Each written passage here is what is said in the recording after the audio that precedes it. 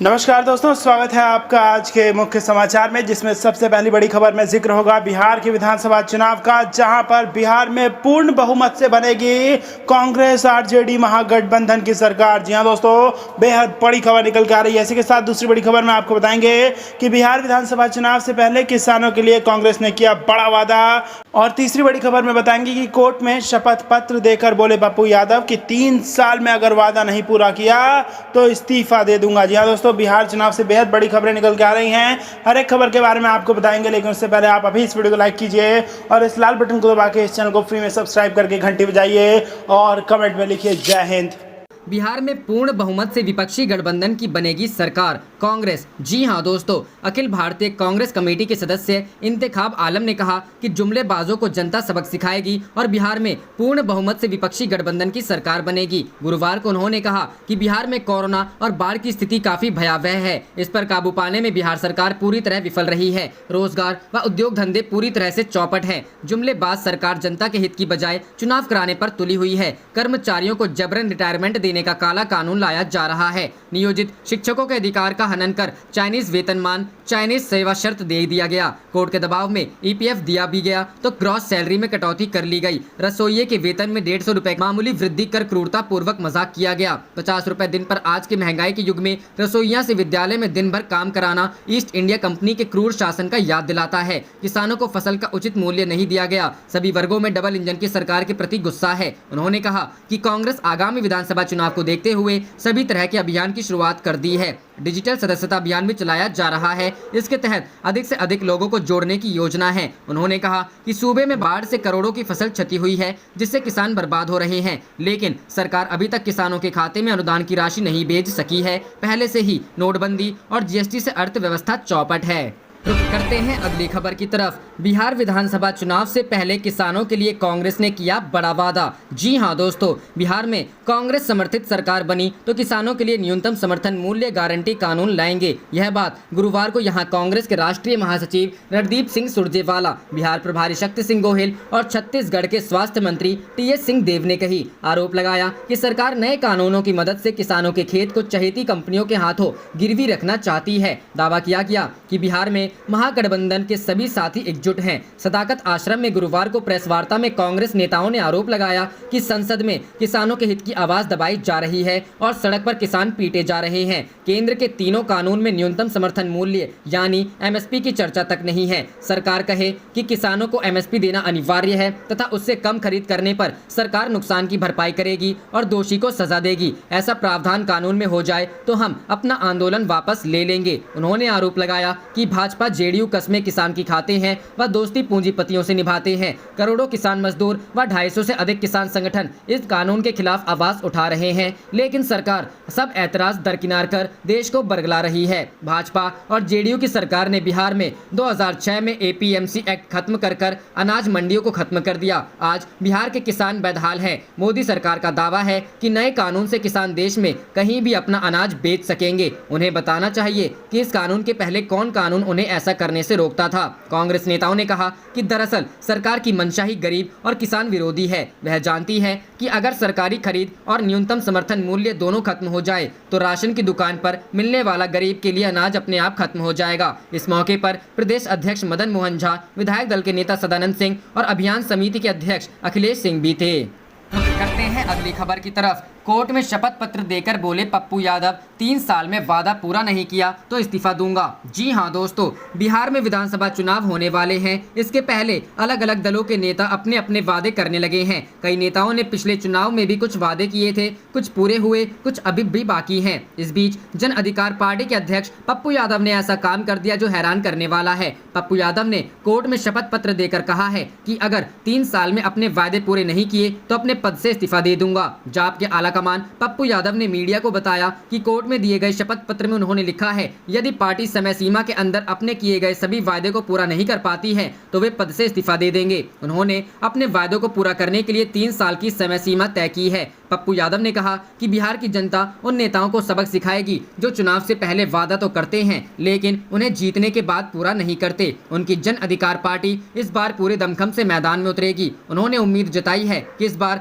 जनता उनका साथ जरूर देगी। इसी बीच पप्पू यादव ने हिंदी के प्रसिद्ध कवि गोपाल सिंह नेपाली की बेटी सविता सिंह नेपाली को अपनी पार्टी की सदस्यता दिलाई। पप्पू यादव ने कहा कि उनकी पार्टी हर मुसीबत में जनता के साथ रही है, आगे भी रहेगी। कितनी भी विकट स्थिति रही हो, हमारी पार्टी लोगों के साथ खड़ी रही है। पप्पू यादव ने कहा कि मैं, हमारी पार्टी और उसके कार्यकर्ता हमेशा लोगों के लिए सड़कों पर तैयार खड़े रहे हैं। पटना का जल जमाव हो, मुजफ्फरपुर में चमकी बुखार, बाढ़ हो या कोरोना, हमारे कार्यकर्ता हमेशा जन सेवा में लगे रहते हैं। इसीलिए ही हमारी पार्टी के साथ लोग जुड़ रहे हैं। इस मौके राष्ट्रीय महासचिव राजेश रंजन, पप्पू, राघवेंद्र सिंह कुशवाहा और अवधेश लालू उपस्थित थे। रुख करते हैं अगली खबर की तरफ। जब एंकर ने भाजपा प्रवक्ता को सुनवाया अरुण जेटली का पुराना बयान, शाहनवाज हुसैन की हुई बोलती बंद, हंसने लगे सभी पैनलिस्ट। जी हां दोस्तों, बिहार के पूर्व पुलिस महानिदेशक गुप्तेश्वर पांडे ने अपनी नौकरी छोड़ दी है। उनके वीआरएस को बिहार और केंद्र सरकार ने स्वीकार भी कर लिया है। उन्होंने कहा है कि वह अगले 2-3 दिनों में राजनीति में आने के बारे में फैसला ले सकते हैं। हालांकि पहले वे इस बारे में करीबियों से बात करेंगे। पांडे के इस फैसले पर राजनीतिक गलियारों में भी हलचल मची है, जहां कई लोगों ने केंद्र सरकार की ओर से महज 24 घंटे में पांडे को वीआरएस देने के फैसले पर सवाल उठाए हैं, तो वहीं कुछ अन्य लोगों ने उनकी जेडीयू और भाजपा से करीबी पर निशाना साधा। ऐसे ही एक टीवी डिबेट में भी गुप्तेश्वर पांडे के राजनीतिक झुकाव पर चर्चा हुई। इसमें सभी पार्टी के प्रवक्ताओं ने भाजपा प्रवक्ता शाहनवाज हुसैन को घेर लिया। यहाँ तक कि शो के एंकर ने भी शाहनवाज को भाजपा के दिवंगत नेता अरुण जेटली का एक पुराना वीडियो दिखाया, जिस पर शाहनवाज हुसैन अवाक रह गए। जेटली के इस बयान को सुनने के बाद शो में मौजूद सभी पैनलिस्ट हंसने लगे। शो के एंकर ने जो वीडियो दिखाया उसमें अरुण जेटली संसद में खड़े होकर न्यायालय की निष्पक्षता पर बयान दे रहे थे। इसमें एक मौके पर जेटली कहते हैं कि रिटायरमेंट के बाद मिलने वाली जॉब रिटायरमेंट के पहले के फैसलों को प्रभावित करती है। एंकर ने जेटली के इस बयान को गुप्तेश्वर पांडे के मामले से जोड़ते हुए भाजपा प्रवक्ता से जवाब मांगा। शाहनवाज हुसैन ने इस पर जवाब देते हुए कहा कि परिस्थितियां बदल जाती हैं। आखिर उन्होंने ऐसा क्या फैसला लिया है जिससे सत्ताधारी को प्रभावित करेगा या विपक्ष को ऐतराज होगा। हालांकि इस पर भी एंकर ने उन्हें घेर लिया और कहा कि क्या वो डीजीपी के तौर पर काम कर रहे थे पिछले 4-5 महीने से, या नीतीश सरकार के प्रवक्ता के तौर पर। रुख करते हैं अगली खबर की तरफ। कृषि बिल के विरोध में आरजेडी का आज जिला मुख्यालयों पर धरना, तेजस्वी का बयान, विधेयक से किसानों परेशान। जी हां दोस्तों, राजद ने केंद्र सरकार की ओर से पारित कृषि बिल को किसान विरोधी बताते हुए शुक्रवार को राज्य के सभी जिला मुख्यालयों में प्रदर्शन करने का निर्णय लिया है। पटना में यह प्रदर्शन राजद प्रदेश कार्यालय से शुरू होकर आयकर ग्लोम्बर, डाक बंगला चौराहा होते हुए जिला मुख्यालय में समाप्त होगा। नेता प्रतिपक्ष तेजस्वी यादव ने आरोप लगाया कि एनडीए सरकार लगातार गरीब और किसान विरोधी फैसले ले रही है। संख्या बल का इतना गुमान है कि बगैर किसानों, उनके संगठनों और राज्य सरकारों से राय मशवरा किए ही कृषि क्षेत्र का भी निजीकरण, ठेका प्रथा और कॉपरेटिकरण करने को आतुर है। लोकसभा में एक तरफा 3 कृषि विधेयकों का पास कराना किसानों का हाथ काटने जैसा है। सबसे बड़ा खतरा यह है कि इस बिल के पास हो जाने के बाद सरकार के हाथ में खाद्यान्न नियंत्रण नहीं रहेगा और मुनाफे के लिए जमाखोरी को बढ़ावा मिलेगा। तेजस्वी ने आशंका जताई कि ये विधेयक एमएसपी प्रणाली द्वारा किसानों को प्रदान किए गए सुरक्षा कवच को कमजोर कर देगा और बड़ी कंपनियों द्वारा किसानों के शोषण की स्थिति को जन्म देगा। कहा कि सरकार के इस फैसले से मंडी व्यवस्था की खत्म हो जाएगी। इससे किसानों को नुकसान होगा और कॉरपोरेट और बिचौलियों को फायदा होगा। रुख करते हैं अगली खबर की तरफ। सीएम नीतीश और पीएम मोदी कसम किसानों की खाते हैं लेकिन काम पूंजीपतियों का करते हैं। रणदीप सुरजेवाला। जी हां दोस्तों, बिहार में जैसे जैसे विधानसभा चुनाव के दिन नजदीक आ रहे हैं, प्रदेश में चुनावी सरगर्मी बढ़ती जा रही है। इसी सरगर्मियों के बीच कांग्रेस महासचिव और पार्टी के मीडिया प्रभारी रणदीप सिंह सुरजेवाला गुरुवार को कांग्रेस प्रदेश कार्यालय पहुंचे। इस दौरान उन्होंने मीडिया कर्मियों को संबोधित करते हुए कृषि बिल के बहाने केंद्र की मोदी सरकार और प्रदेश की नीतीश सरकार को आड़े हाथ लिया। उन्होंने कहा कि 3 काले कानून लागू करवाकर नरेंद्र मोदी, सुशील मोदी और नीतीश कुमार किसान के फसल को बर्बाद कर रहे हैं। नीतीश और मोदी जी की कसम किसानों की खाते हैं लेकिन काम पूंजीपतियों की करते हैं। उन्होंने आगे कहा कि मोदी जी और नीतीश जी मिलकर बिहार के साथ साथ देश को भी बर्बाद कर रहे हैं। इस दौरान उन्होंने कहा कि 25 सितंबर को किसानों के आंदोलन में उनकी पार्टी की भी भागीदारी रहेगी। रुख करते हैं अगली खबर की तरफ। राफेल डील को लेकर कांग्रेस के आरोपों पर सीएजी ने लगाई मुहर। चिदंबरम ने पूछा, क्या गड़बड़ियों का पिटारा खुला? जी हां दोस्तों, राफेल लड़ाकू विमान को लेकर फ्रांस की एविएशन कंपनी दसॉ एविएशन से हुई डील को लेकर नियंत्रक व महालेखा परीक्षक ने रक्षा मंत्रालय की आलोचना की है। नियंत्रक एवं महालेखा परीक्षक के द्वारा 23 सितंबर को संसद में पेश हुई रिपोर्टों में सौदे की कई कमियों का उजागर किया गया है। कैग ने अपनी रिपोर्ट में कहा है कि लड़ाकू विमान बनाने वाली फ्रांस की कंपनी दसॉ एविएशन और यूरोप की मिसाइल निर्माता कंपनी MBDA ने 36 राफेल जेट की खरीद से संबंधित सौदे के हिस्से के रूप में भारत को उच्च प्रौद्योगिकी की पेशकश के अपने ऑफसेट दायित्वों को अभी तक पूरा नहीं किया है। कैग की इस रिपोर्ट के बाद से राजनीति गर्मा गई है। कांग्रेस ने एक बार फिर से 36 राफेल लड़ाकू विमानों के लिए हुए 58,000 करोड़ की राफेल डील के मुद्दे पर मोदी सरकार से सवाल पूछने शुरू कर दिए हैं। इस पर कांग्रेस नेता और पूर्व वित्त मंत्री पी चिदंबरम ने गुरुवार को इस मुद्दे को लेकर सरकार पर हमला बोलते हुए कई ट्वीट किए। उन्होंने लिखा, कैग को पता चला है कि राफेल एयरक्राफ्ट के वेंडर्स ने अभी तक ऑफसेट समझौते के तहत टेक्निकल सहायता देने की शर्त को पूरा नहीं किया है। उन्होंने लिखा है कि ऑफसेट दायित्व 23 सितंबर 2019 को शुरू हो जाने चाहिए थे और उन्हें 23 सितंबर 2020 को खत्म हो जाना चाहिए था, जो कल था। क्या सरकार ये कहेगी कि ये दायित्व पूरे किए गए हैं? क्या कैग की रिपोर्ट गड़बड़ियों का पिटारा खोल रही है? गौरतलब है कि 2019 लोकसभा चुनाव में राफेल विवाद का मुद्दा भी छाया रहा। तत्कालीन कांग्रेस अध्यक्ष राहुल गांधी ने चौकीदार चोर है का नारा बुलंद कर राफेल का महंगा सौदा करने समेत ऑफसेट में धांधली का आरोप लगाया था। संसद में बुधवार को पेश कैग की रिपोर्ट में कहा गया है कि भारत बड़े पैमाने पर विदेशों से हथियारों की खरीद करता है। रक्षा खरीद नीति के तहत 30% ऑफसेट प्रावधान लागू किए गए हैं। इसके तहत विदेशी कंपनी को 30% रकम भारत में निवेश करनी होती है। इसके साथ ही घरेलू स्तर पर तकनीक की मदद से संबंधित क्षेत्र में विकास करना होता है। राफेल के सौदे की ऑफसेट नीति के तहत दसॉल्ट एविएशन ने सौदे में ऑफसेट वादे पर DRDO को उच्च तकनीक देने का प्रस्ताव देने को कहा था। रुक करते हैं अगली खबर की तरफ। लॉकडाउन लागू हुए 6 महीने गुजर जाने के बाद भी तेजी से फैल रहा कोरोना। वैज्ञानिक बोले तो बेकाबू हो जाएगा संक्रमण। जी हां दोस्तों, प्रधानमंत्री नरेंद्र मोदी ने 24 मार्च को देश में 21 दिनों के लॉकडाउन की घोषणा करते हुए कहा था कि कोरोना वायरस संक्रमण की चेन तोड़ने के लिए यही एकमात्र तरीका है। उस वक्त तक देश में कोविड-19 के करीब 500 मामले सामने आए थे। इसके 6 महीने के भीतर भारत कोविड-19 के मामलों में अमेरिका के बाद दुनिया में दूसरे स्थान पर पहुंच गया है। केंद्रीय स्वास्थ्य मंत्रालय की तरफ से गुरुवार सुबह 8 बजे जारी किए गए ताज़ा आंकड़ों के मुताबिक एक दिन में कोविड-19 के 86,508 नए मामले सामने आने के बाद देश में संक्रमण के मामले बढ़कर 57,32,518 हो गए हैं। वहीं पिछले 24 घंटे में 1,129 और मरीजों की मौत हो जाने के बाद मरने वालों की संख्या बढ़कर 91,149 हो गई। अमेरिकी अर्थशास्त्री एवं महामारी विज्ञानी R लक्ष्मी नारायण ने कहा कि देश के सभी हिस्सों में संक्रमण तेजी से फैल रहा है। हालांकि जिन क्षेत्रों में कम जांच हो रही है वहां इस महामारी का प्रकोप कम दिख रहा है।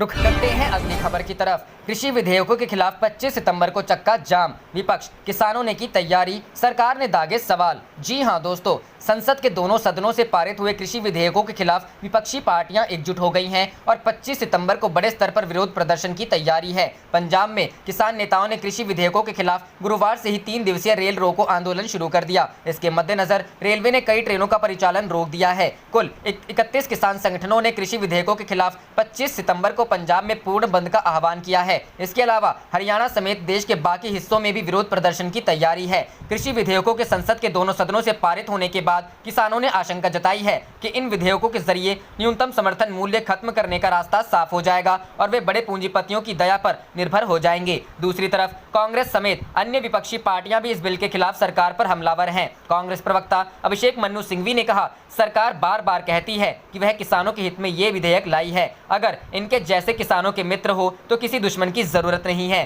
कांग्रेस नेता ने कहा, MSP का जिक्र विधेयक में नहीं है। MSP के वजूद को खत्म कर दिया गया, यानी उपज की कीमत निर्धारण करने का जो आधार था वह चला गया। हमारा सवाल है कि अगर कुछ निर्धारित नहीं है तो फिर कीमत कौन तय करेगा? इसके अलावा एक और तर्क है कि किसान अपनी उपज को पंजीकृत कृषि उपज मंडी समिति के बाहर बेचते हैं तो राज्यों को राजस्व का नुकसान होगा, क्योंकि ये मंडी शुल्क प्राप्त नहीं कर पाएंगे। अगर पूरा कृषि व्यापार मंडियों से बाहर चला जाता है तो कमीशन एजेंट बेहाल होंगे। रुख करते हैं अगली खबर की तरफ। सुदर्शन टीवी केस में सुप्रीम कोर्ट पहुंची राजीव त्यागी की पत्नी। टीवी डिबेट्स में हेट स्पीच पर रोक लगाने की मांग। जी हां दोस्तों, कांग्रेस के दिवंगत प्रवक्ता राजीव त्यागी की पत्नी संगीत त्यागी सुदर्शन टीवी वाले केस में सुप्रीम कोर्ट पहुंच गई हैं। उन्होंने सुप्रीम कोर्ट से टीवी डिबेट्स में हेट स्पीच पर रोक लगाने की मांग की है। बता दें कि 12 अगस्त की देर शाम कांग्रेस प्रवक्ता राजीव त्यागी का दिल का दौरा पड़ने के कारण निधन हो गया था। इससे पहले एक निजी न्यूज चैनल के डिबेट में त्यागी कांग्रेस का पक्ष रख रहे थे। इस शो में बीजेपी की तरफ से संबित पात्रा मौजूद थे। राजीव त्यागी की मौत के बाद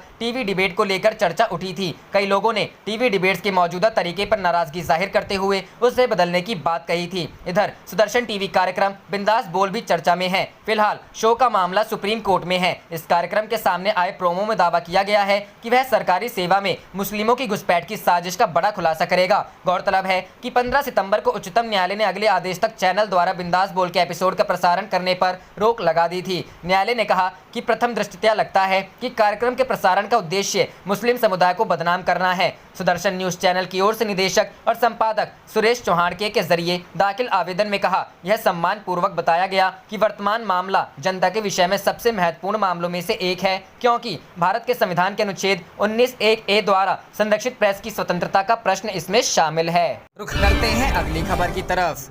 चिराग पासवान को भाव नहीं दे रही है बीजेपी। एनडीए से अलग 139 से 143 सीटों पर चुनाव लड़ सकती है एलजेपी। जी हां दोस्तों, बिहार विधानसभा चुनाव की तारीखों का ऐलान कभी भी हो सकता है, लेकिन अब भी राष्ट्रीय जनतांत्रिक गठबंधन में कुछ भी साफ होता हुआ नजर नहीं आ रहा है। बताया जा रहा है कि बुधवार को बीजेपी और जेडीयू के बीच हुई बैठक में एलजेपी को 25 सीट देने का फैसला लिया गया था। इस खबर को मीडिया में आते ही माना जा रहा है कि एलजेपी गठबंधन में बने रहने का फैसला कर सकती है। एलजेपी 143 सीटों पर लड़ सकती है। चुनाव खबर यह भी है कि एनडीए से अलग होने के बाद एलजेपी अकेले 143 सीटों पर चुनाव लड़ेगी। चिराग पासवान खुद सीतामढ़ी या जमुई के किसी विधानसभा सीट से अपनी दावेदारी पेश कर सकते हैं। वहीं दूसरी ओर इस समय पटना में उपेंद्र कुशवाहा की पार्टी रालोसपा की बैठक चल रही है। बताया जा रहा है कि इस बैठक में उपेंद्र कुशवाहा महागठबंधन में बने रहने को लेकर कुछ फैसला कर सकते हैं। दरअसल महागठबंधन में सीटों के बंटवारे को लेकर विवाद बढ़ता जा रहा है। राष्ट्रीय लोक समता पार्टी के प्रधान महासचिव माधव आनंद ने भी सीटों को लेकर कुछ भी स्पष्ट न किए जाने पर अपनी नाराजगी व्यक्त की है।